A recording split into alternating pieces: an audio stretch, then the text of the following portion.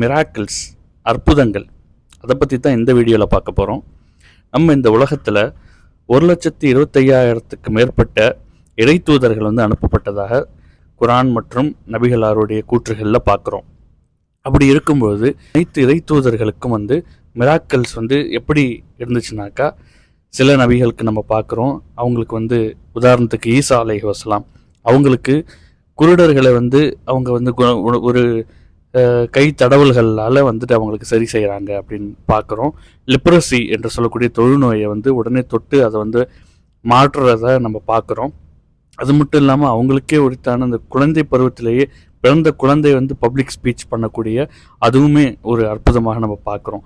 இது போன்ற ஏராளமான இறை தூதர்கள், உதாரணத்துக்கு சாலிஹ் அலைஹிஸ்ஸலாம் அவர்களுடைய காலத்தில் ஒரு பெண் ஒட்டகம் அவுட் ஆஃப் நோவேர் திடீர்னு அந்த கம்யூனிட்டி மக்களுக்கு அது சமயம் அளிச்சிச்சு அப்படிங்கிற செய்தியெல்லாம் நம்ம பார்க்குறோம். அது மட்டுமா மூசா அலைஹிஸ்ஸலாம் அவங்களுடைய கைத்தடி பாம்பானதையும் பார்க்குறோம். அதே கைத்தடியை ஃபிரௌன்ட்டேருந்து தப்பிக்கும் போது அந்த ரெட் சீயை பிளந்து அவங்க கடந்து போனதெல்லாம் பார்க்குறோம். இதெல்லாம் ஒவ்வொரு இறை தூதர்களுக்கும் அற்புதங்கள் நிகழ்த்தப்பட்டதாக அல்லாஹ் விவரிக்கும் போது முகமது நபி ஸல்லல்லாஹு அலைஹி வஸல்லம் அவர்களுடைய அற்புதங்கள் கொடுக்கப்பட்டதுன்னு சொல்லும் போது எதை பிரத்யேகமாக முதன்மையாக அல்லாஹ் சுப்ஹானஹு வ தஆலா குறிப்பிடுகின்றான் என்றால், அவங்க சந்திரனை பிறந்தார்கள், அதுவும் ஒரு மிராக்கிள்ஸ் தான். அவங்க ஒரு குழந்தைக்கு பசியை தீர்ப்பதற்காக வத்தி போன கிணறை ஓவர்ஃப்ளோ ஆனதை அந்த சம்பவங்கள்லாம் பார்க்குறோம். அஹ்ஸாபுடைய யுத்தங்களில் அவங்களுக்கு படைக்கப்பட்ட உணவு ஒரு சொற்பமான நபர்களே சாப்பிடும் பட்சத்தில் ஒட்டுமொத்த அந்த படை வீரர்களும் சாப்பிட்ற அளவுக்கு ஒரு அற்புதம் நிகழ்ந்ததையெல்லாம் பார்க்கின்றோம். ஆனால் இதெல்லாம் அல்லாஹ் குறிப்பிடப்படாமல் நபி அவர்களுக்கு கொடுக்கப்பட்ட மிராக்கிள்ஸ் என்று எதை முதன்மையாக சொல்லுகின்றான் என்றால் அல் குர்ஆன். அந்த குர்ஆனை தான் அல்லாஹ் தாலா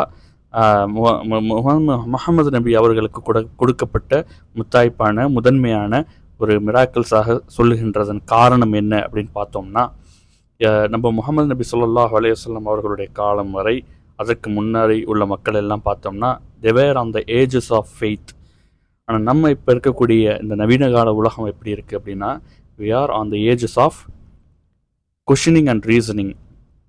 ஒரு காலத்தில் அவங்களுக்கு அற்புதங்கள் கண்ணுக்கு ஒரு டேஞ்சண்ட்டாக ஒரு விசிபிளாக இருக்கும் பட்சத்தில் அவங்க அந்த மிராக்கிள்ஸை ஏற்றுக்கிட்டாங்க, நம்பினாங்க. ஆனால் இப்போ உள்ள காலகட்டத்தில் சயின்ஸ், அதுக்கப்புறம் டெக்னாலஜி, அதுக்கப்புறம் இந்த ஃபிசிக்ஸ், அப்புறம் கொஷினிங் என்று சொல்லக்கூடிய ஃபிலாசபிக்கலாக நிறைய விஷயங்கள் மக்களை பூர்த்தி செய்யறதுக்கான தேவை இருக்கின்றது. அதன் காரணமாக அல்லாஹ் சுப்ஹானஹு வ தஆலா அந்த குர்ஆனை இறுதி நாள் வரை வரக்கூடிய மக்களுக்கு ஒரு மிராக்கிள்ஸாக விட்டு செல்ல இருக்கின்றான். அது என்ன அப்படிங்கிறது விடாவரியாக நம்ம பார்ப்போம். ஏனைய அனைத்து புனித நூலாக இருந்தாலும் சரி, ஏனைய எந்த நூல்களாக இருந்தாலும் அதில் உள்ள வாக்கியங்கள் அதையெல்லாம் வசனங்கள் என்று தான் குறிப்பிடுகின்றோம். ஆனால் அல்லாஹ் சுப்ஹானஹு வ தஆலா இந்த குர்ஆனை அங்கே உள்ள இடம்பெற்றிருக்கக்கூடிய வசனங்களை எப்படி விவரிக்கின்றான் என்றால் ஆயத் என்று சொல்கின்றான். ஆயத் அப்படி என்றால் லிட்ரலாக அது தமிழில் மொழிபெயர்த்தம் என்றால் அடையாளங்கள். கிட்டத்தட்ட மிராக்கிள்ஸ் என்று சொல்லக்கூடிய அற்புதங்கள், முன்னுடைய இறைவன் பால் கொடுக்கப்பட்ட ஒரு அடையாளம், ஒரு அற்புதம் என்று அதை விவரிக்கலாம். இந்த ஆயத் என்பதற்கும் மிராக்கிள்ஸ் என்பதற்கும் ஒரு பெரிய வித்தியாசம் கிடையாது. மிராக்கிள்ஸ் என்று பார்க்கும்போது அதை இரு வகையாக பிரிக்கலாம். ஒன்று முஅஜிசாத், இன்னொன்று கராமாத்.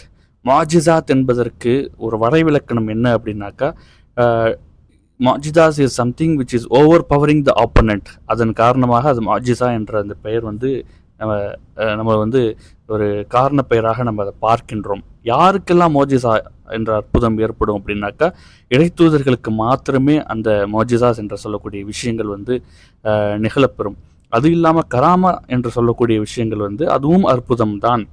அந்த அற்புதங்கள் யாருக்கு வெளிப்படும் அப்படின்னாக்கா, நல்லடியார்களுக்கு ஒரு ஒரு ரெகுலராக வரக்கூடிய பேட்டர்ன்லேருந்து அவங்க மாறுபட்டு இந்த ரெகுலராக நடக்கக்கூடிய சம்பவங்களிலிருந்து மாறுபட்டு நிகழக்கூடிய சம்பவத்தை தான் நம்ம வந்து இந்த மாஜிசாத் கராமாத் என்றெல்லாம் சொல்லுகின்றோம். பொதுவாகவே வந்து உலகத்தில் வந்து மிராக்கிள்ஸ் என்பதை என்ன அப்படி புரிஞ்சு வச்சுருக்கோம் அப்படின்னா, ஒரு உதாரணத்துக்கு வந்து ஒரு டிவியோடைய நியூஸ் சேனலில் சில ஆண்டுகளுக்கு முன்னாடி ஒரு வயதான மூதாட்டி வந்து ஒரு பிரிட்ஜுக்கு கீழே ஒரு பிரெட்டு துண்டை பார்க்குறாங்க. அந்த பிரெட்டு துண்டு எப்படி இருக்குன்னா ஜீசஸோடைய ஒரு உருவமைப்பில் அவங்களுக்கு வந்து காட்சி அளிக்கின்றது. அதையை வந்து அவங்க ஈபேல விற்கிறாங்க. அது வந்து அதிகமான விலை கொண்டு அது விற்கப்படுது. அதெல்லாம் வந்து மிராக்கிள்ஸ் அப்படின்னு சொல்லிட்டு அவங்க வந்து விவரிக்கிறாங்க செய்தியாளர்கள்லாம்.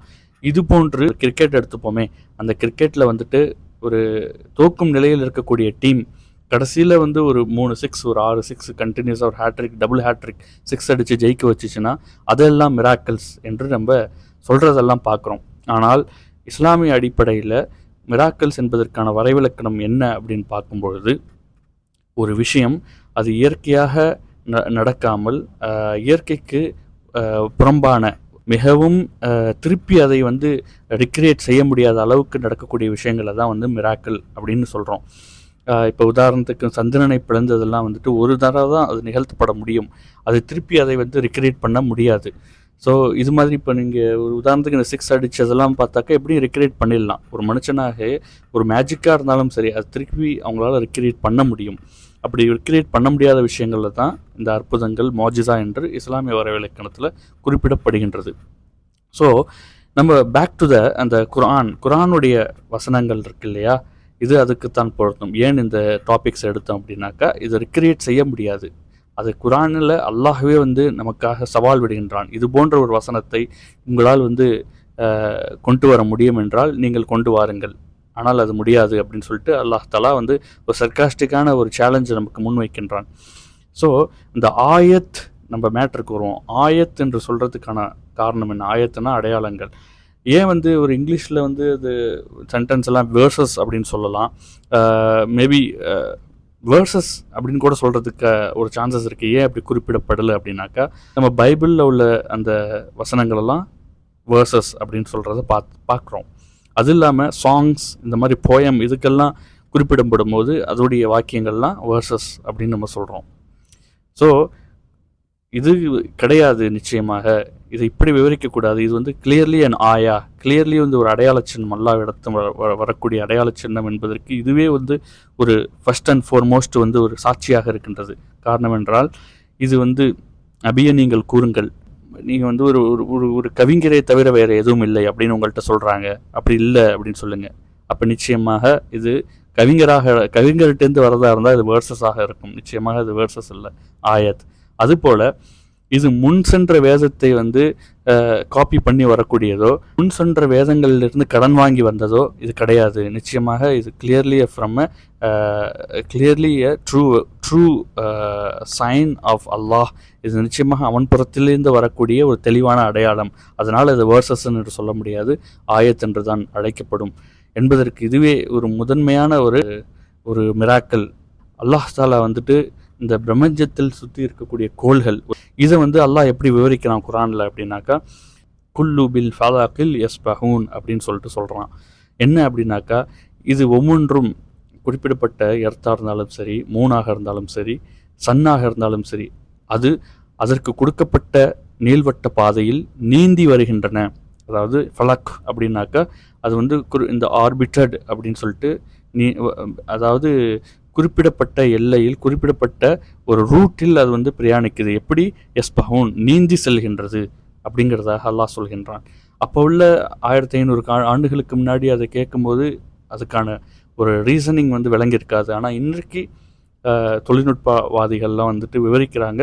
நிச்சயமாக இது வந்து நம்மளுடைய எர்த்தானது வந்துட்டு ஒரு குறிப்பிட்ட ஆர்பிட்டில் நீந்தி தான் வருது அப்படின்னு சொல்லிட்டு கண்டுபிடிக்கிறாங்க. மூணும் அது மாதிரி தான், எர்த்தை சுற்றி அது ஒரு குறிப்பிட்ட ஆர்பிட்டில் இருந்து நீந்தி வந்துட்டு இருக்கிறதா சொல்கிறாங்க. ஈவந்தோ அந்த எர்த்தும் மூணும் வந்துட்டு சேர்ந்தே வந்து சூரியனை சுற்றி அது நீந்தி வருதுன்னு சொல்கிறாங்க. அந்த சூரியனும் இந்த மில்கிவே கேலக்சியில் ஒரு பர்டிகுலர் ஆர்பிட்டில் நீந்தி வரதாக தான் சொல்கிறாங்க.